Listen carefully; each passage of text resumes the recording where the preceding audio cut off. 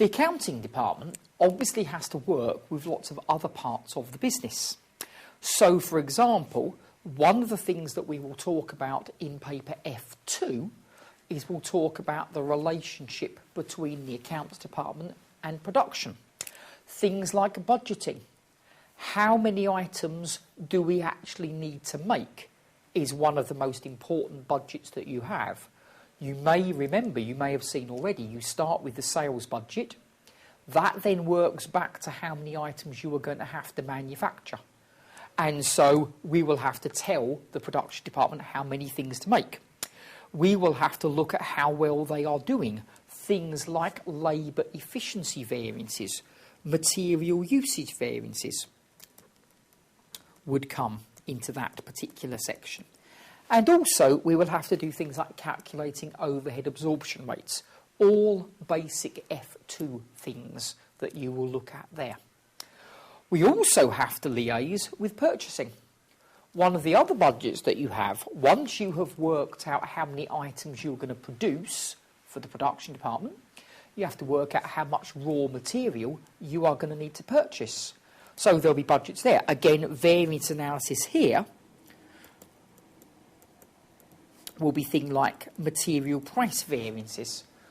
Pricing will be looking at things like the cost of the materials when we do our cost cards. So again, in paper F2, if you haven't got to it already, you will get to it. You start looking at cost cards. What's the material cost? What's the labour cost, etc., etc. And finally, of course, we will need to make sure that we pay for those raw materials. So if we do have any payables, we make sure that they get paid. So we need to know who they are. Another department that we will get involved with that you don't really tend to talk about very much in F2, to be honest with you, is marketing. Now, marketing is going to become a very, very big deal when you get up to P3. We're going to do a lot of this stuff again, but we're going to do it at a more advanced level. So marketing, you have to look again at things like budgeting, how much money they get, how much we're going to have to add to the price of something. Marketing is an overhead, so we need to absorb things. We will have to look at things like how big the market is, the market size. So how many students are studying accountancy around, or how many students are studying ACCA around the world? That's the market size. How many of them study with us? That will be our market share. 10%, 20%, 30%, whatever it happens to be. And finally, assessment of campaigns. We spend £5 million on a marketing campaign, and it means that our number of students goes up by 4%. Does that mean it's been worthwhile? So looking at what you're spending the money on. Now, as I say, that's at paper F1. You don't really need to know a lot about that. We're going to see that more at paper P3. But what you will need to know for paper F1 is you will need to know what the marketing department actually does. So you will need to know about the role that they have. So first of all, what is marketing? Lots of students will say marketing is selling things to people. Marketing is letting people know about products. That's advertising. That's not the same as marketing. The most crucial thing about marketing is the fact it identifies what people want. So it thinks about what are they going to need to have. It's not about selling them stuff. It's identifying what they want in the first place. It's also thinking what will they want next. So we identify what they want now. We anticipate what they're going to want in the future. And then we develop products that will keep people happy. Again, it's not the same as advertising. Advertising is saying, we have a product, isn't it brilliant? Marketing is saying, what do you want from a product? Let's go away and build it. So it's quite a different, it's much more proactive, for want of a better word. In other words, it's saying, what do you want? Now, the marketing mix is basically saying that whenever we look at a customer, we have to think, what exactly is it that they want? And it's divided into 4 bits, which are easy to remember because they all start with the letter P. So the idea is that we have the product, we have the price, we have the place, we have the promotion. We'll talk about all these in a bit more detail. But the key thing with the marketing mix is we identify a customer and we think, what is going to keep you happy? And advertising is only one part of it. So first of all, the product consists of, you can see, 3 different bits: the core, the actual, and the augmented product. The core product is what need are we satisfying? Every time you buy something, you buy it because it is satisfying some kind of need that you have. So I go and buy a bar of chocolate. Why have I, or a bar of candy, why have I bought that? Because I am hungry. That's the need that's got to be satisfied. If I eat the bar of candy and I am still hungry afterwards, it hasn't done what I needed it to do. So the core product is what need are you trying to satisfy? The actual product then is thinking about the fact it is a bar of candy. Now, why is a bar of chocolate or a bar of candy, why is it good if I'm hungry now? A bar of chocolate tends to be very sugar-filled. There's a lot of sugar in it, which means it gives you a lot of energy straight away. So when I am doing, to be honest with you, when I'm doing this filming is actually quite hard work. So I get quite hungry. It's not because I'm hungry for food, it's because I'm hungry for energy. I need something to give me a bit more energy. So I will go and have a bar of chocolate. I will not have a bag of crisps. I will not eat a bag of potato chips. Because although they are food, they don't give me the energy. I need the sugar. So the idea is, the core product, I need the energy. Actual product, so you give me something with a lot of chocolate in it, because a lot of chocolate means it's got a lot of sugar in it, and I get an energy boost. An augmented product is what do you do to make your bar of chocolate different to everybody else's. So if I go to a shop and I say I want to buy a bar of chocolate, there are lots of bars, there are lots of chocolate bars that include chocolate. I will choose one or another, perhaps because it's been augmented. Some of them will have other things in them. They will have peanuts in them. They will have different kinds of chocolate. It might be a darker chocolate. It might be a lighter chocolate. It might be it's a bigger bar. It might be it's a smaller bar. There'll be lots of different things that they all do to make themselves slightly different from all the other bars of chocolate that are out there. So if I am manufacturing a product, I need to always make sure that it's going to meet what my customers actually want. That means I need to go and find out what that is. The price. When we are thinking about how much we're going to charge, we need to think about 4 things. The cost. There is your cost card that you do in paper F2. The materials cost, the labour cost, the variable overheads cost, the fixed overhead we absorb, the markup, all of those go into the selling price. Now, in paper F2, that's all that you tend to think about. In most exam questions, you are only thinking about how much does it cost us. But the other 3 things, or certainly the next 2 things rather, are outside things that might also affect how much you can charge. What are our customers willing to pay? You may have come across demand-based pricing. Now, I think it's in F2, it certainly is in P5, so if you're doing P5 you'll see that again.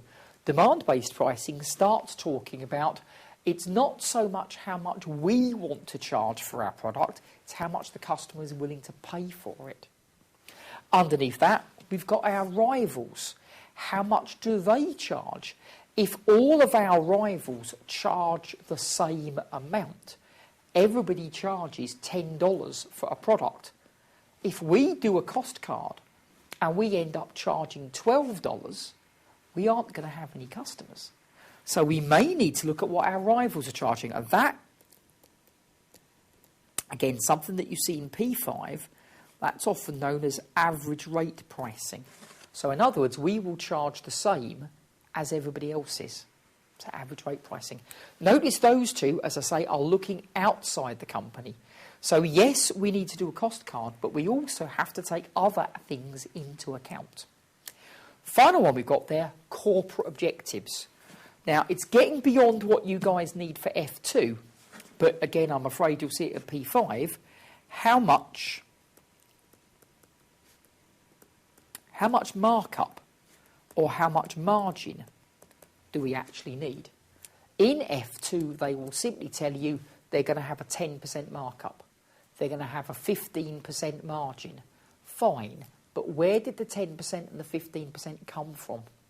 It's because a company has a certain amount of profit that it wants to make. A company wants to make $20 million profit. The company is anticipating making 10 million units. So therefore, it will have to make $20 million divided by 10 million units. It will have to make a profit of $2 per unit. And that's where your markup comes from. Now, obviously, in paper F2, the markup is usually just given to you. So in paper F2, the markup is usually just given to you. As you work later on through the papers, you might have to decide what the percentage needs to be. 10, 15, 20, so that we can actually meet what our company wants to have as its profit target. The product is what we are going to sell, and the price is what we are going to sell it for. Now, there is a link between those two, which is you have to think about how much the customer is willing to pay for the product that you are giving them. If you are giving them a very basic product that only just meets their needs, you probably will not be able to charge very much. On the other hand, if you're doing them a product which meets their needs and does even more, gives them extra, then you can probably charge more money. The next thing you have to think about is the promotion. How are you going to let your customers know about your product? Here's where your advertising comes in. So advertising is one way that you can do this. Go out and tell customers, here is our bar of chocolate, it's brilliant. Sales promotions. Sales promotions are often aimed at the retailer. They don't have to be. They can be aimed at the consumer, the person who's going to actually order it, but they're often also aimed at the retailer. The idea behind a sales promotion is, particularly if you've got a new product, you charge a lower price to start with.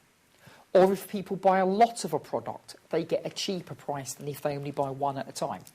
So bulk discounts you may well have come across. Now, obviously, for a consumer, what may well happen is you go to a shop and you see a special offer, here is our product and it's half price this week. That's obviously trying to encourage people to buy, and then the hope is that they buy something they wouldn't normally try. Now, lots of augmented products will do this.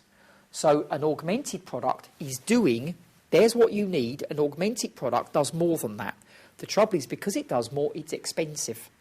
So customers will say, I don't need that one, I just need the basic one, I don't need anything fancy. So as a promotion, we lower the price of the augmented one so it's the same as the basic one. And now customers try it and they realise how good this augmented product is. And the idea is, when we put the price back up again, then they carry on with this augmented product because they can see it's worth paying more for. And that's the idea behind lots of promotions that you get in supermarkets. It's aiming to try and get you to buy a more expensive product that you wouldn't normally buy. It's cheap this week, try it this week. When we put the price back up, hopefully you will carry on because you realise how good it is. Promotions might also be aimed at retailers. So if the retailer buys a lot of our product, we let them have it cheaper. That, of course, means they earn a bigger margin on it. Personal selling, we phone customers up. We go and visit customers and we tell them about how good our product is. This tends to work better for expensive items. If I am going to spend $5,000 on something, then it's probably a good idea to send somebody around to meet me to talk about what I actually want. Because otherwise, I'm unlikely to go to a shop and just simply spend $5,000 on something. So personal selling, you often get with more expensive things. Somebody will pay me a visit and will spend a while, an hour, 2 hours, talking about what I actually want and why this salesperson's products are so good for me. Finally, public relations. Just making sure that your products are in the news. Sponsoring things. Sponsoring events. To make sure that people are aware of what's going on. So public relations. So advertising, yes, is a big part, but it's not the only part. Again, the key bit with promotion is make sure that the customers who you think are going to be interested are going to see your promotion. So if I am talking about a basic chocolate bar, I need to make sure that I am advertising it and doing sales promotions where my potential customers will actually find them. So there's no point in me advertising somewhere that the customers I'm interested in won't even bother looking at. I'm just wasting my money. So find somewhere they'll be interested in and advertise there. Finally, the place. Where are we going to sell this? Basically, two choices. Selling direct. That means having a shop. That means selling things via a website, selling them over the internet. The idea with both of those is we sell things directly to the customer. As you go through the ACC ad, particularly when you get up to things like Paper P3, you will see that the vast majority of companies don't do that. The vast majority of companies actually sell their products to somebody else. So they are businesses that actually sell products to other businesses. So it may well be that we sell our products via an intermediary. So we perhaps sell our products to a retailer who then sells it to the customer.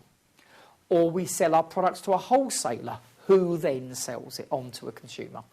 So in later exams, it's probably not a big deal at F1, but in later exams, just think about who is buying from you. Are you selling it directly to a consumer?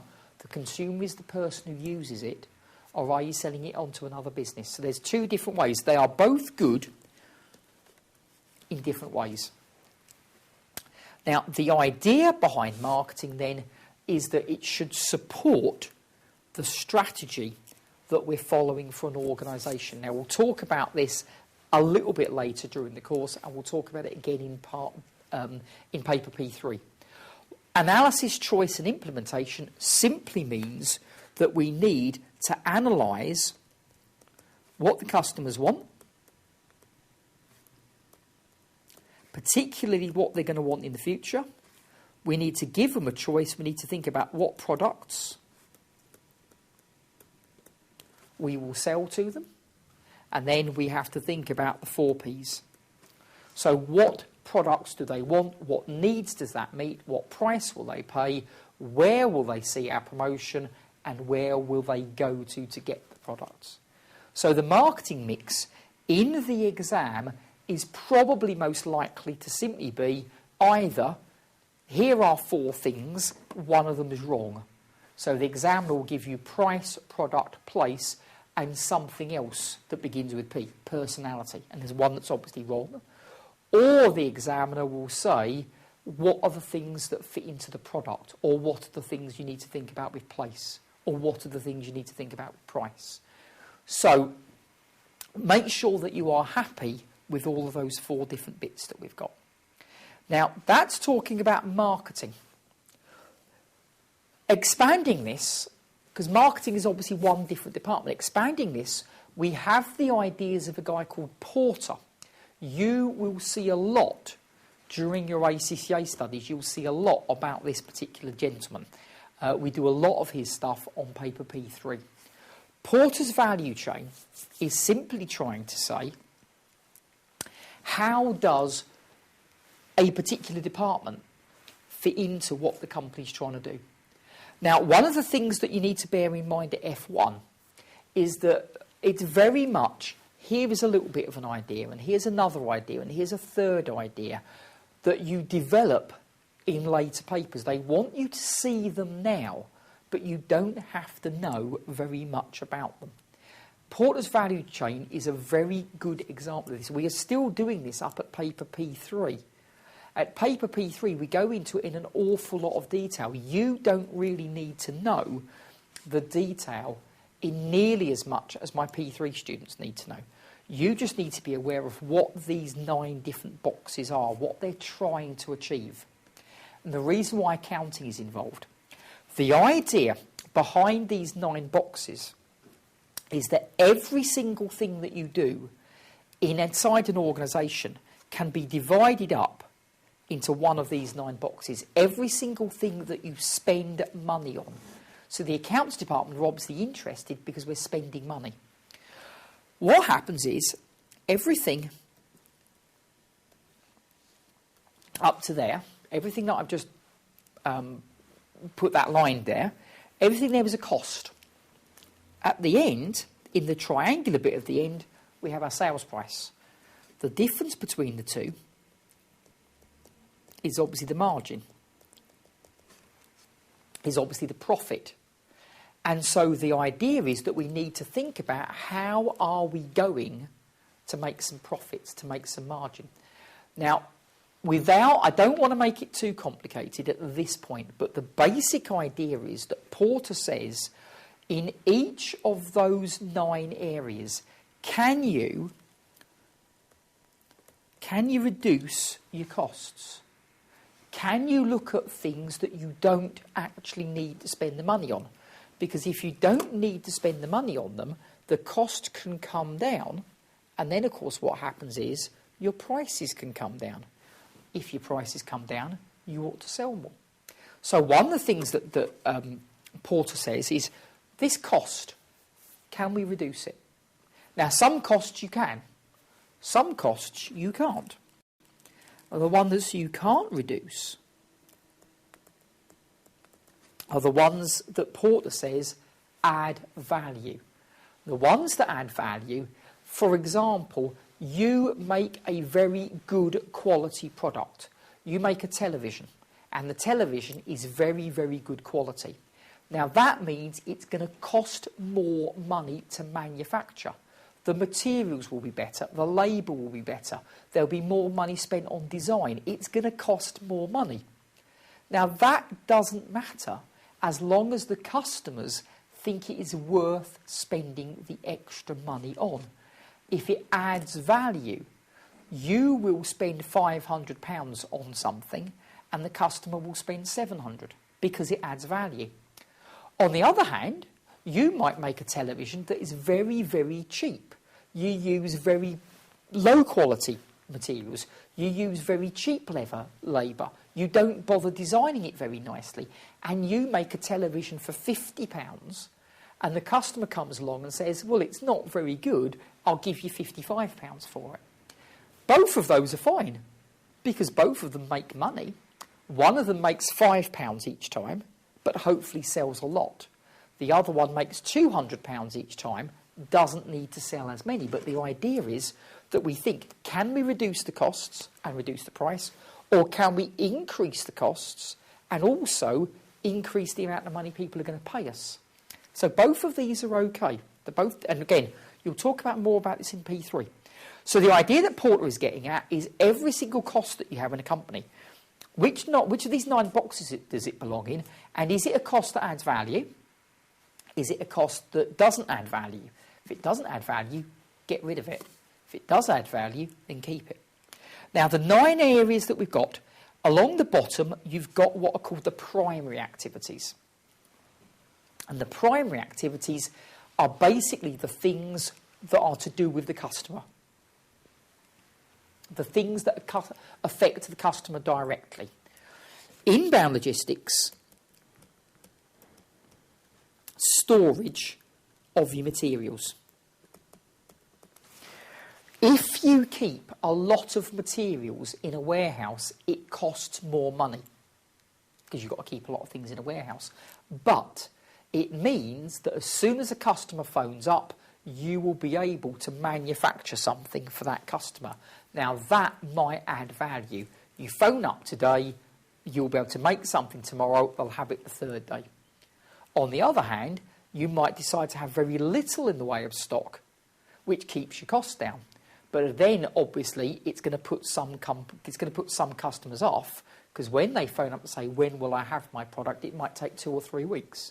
So, inbound logistics, storage of materials, is it something that adds value?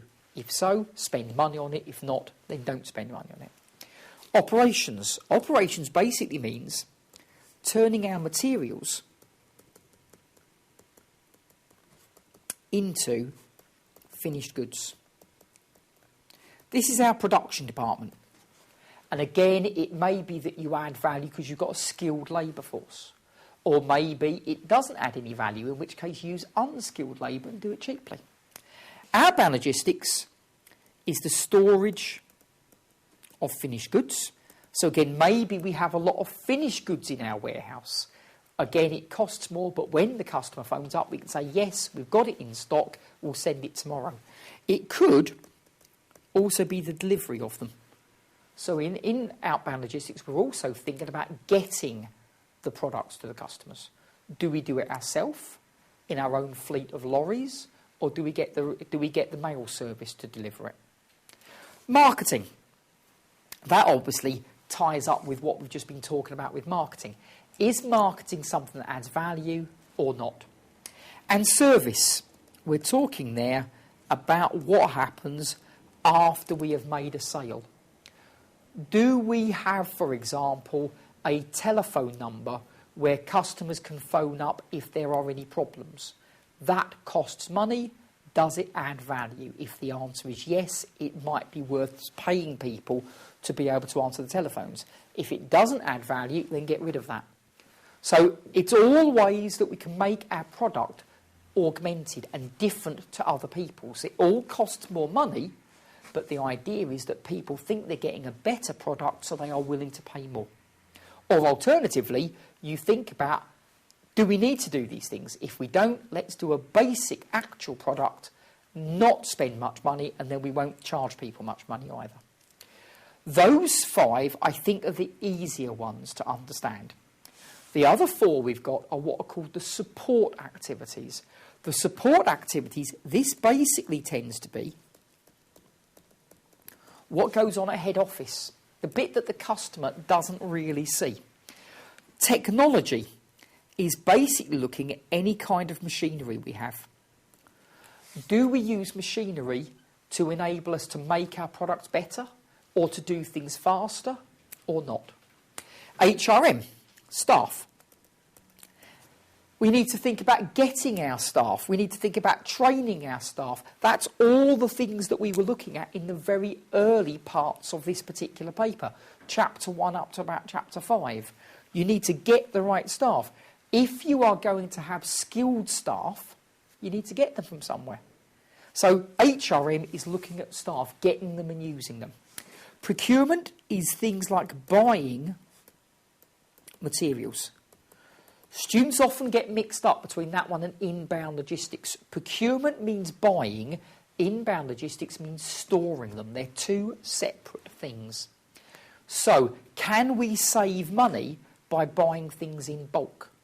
Is the sort of thing that procurement would look at. And the infrastructure is something that we're going to look at in a later chapter when we think about how is the business organised. So, not wanting to get into any great detail now, because we'll see this later, things like, do we have a functional structure?